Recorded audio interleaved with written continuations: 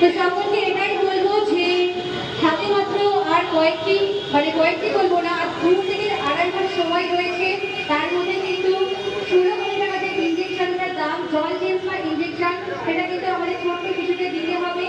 আর আজকে এখানে আমি তো জীবন ভান্ডারের মাধ্যমে টাকা দিনক্ষণই পাচ্ছি, সাধারণ মানুষের কাছ থেকে পেটে খাওয়া মানুষের কাছে টাকা তুলে দিচ্ছি।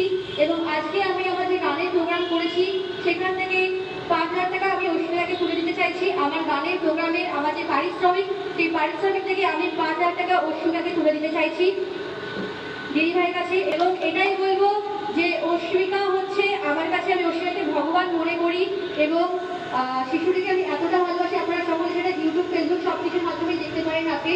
আর অস্মিতাকে আমি এটাই বলতে চাই, শুধুমাত্র এই যে 2 মাস হয়েছে ওর জীবনে যে মানে এই যে লড়াইটা করছে, সেই লড়াই থেকে মুক্ত হয়ে যাবে, মানে সুস্থ হয়ে যাবে, সেটুকু নয়, সুস্থ হওয়ার পরেও আমি চাই অস্মিতা যতদিন না বড় হচ্ছে, অস্মিতার প্রায় 18 বছর বয়স না হওয়া অব্দি আমি অস্মিতার পাশে থাকবো। ও যে পড়াশোনা করবে, হাঁটবে, চলবে, স্কুলে যাবে, সব সময় আমি অস্মিতার পাশে রয়েছি। এই ছোট্ট শিশু রানাঘাটের অস্মিতা দাসের আমি দায়িত্ব নিতে যাচ্ছি দিদিভাইদের সহমত নিয়ে। আর আমি বলবো দিদিভাইকে দুটো কথা বলার জন্য অস্মিতার মা।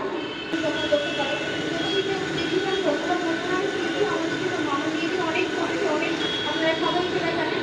আমরা এটাই বলবো যে সবাই যদি একত্রিত হয়ে আমরা যদি একটা কাজ করি, সেই কাজে আমরা জয়ী হবো।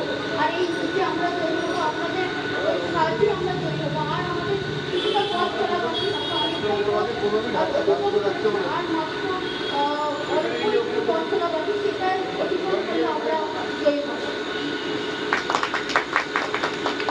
আমাদের সকলের আশীর্বাদ এবং ভালোবাসা রয়েছে ছোট্ট অস্মিতার জন্য। আমরা চাই অস্মিতা খুব তাড়াতাড়ি সুস্থ জীবন ফিরে পাক এবং আর সব বাচ্চাদের মতো হাঁটুক, স্কুলে যাক, সুন্দর এই পৃথিবী, সুন্দর এই জীবনটাকে উপভোগ করুক। আর অস্মিতা যতদিন বড় হচ্ছে, অস্মিতার 18 বছর বয়স অবধি অস্মিতার আমি দায়িত্ব নিলাম। আজকে সকলের কাছে আমি এটাই ঘোষণা করলাম যে অস্মিতার 18 বছর বয়স অবধি আমি অস্মিতার দায়িত্ব নিচ্ছি। ধন্যবাদ সকলকে।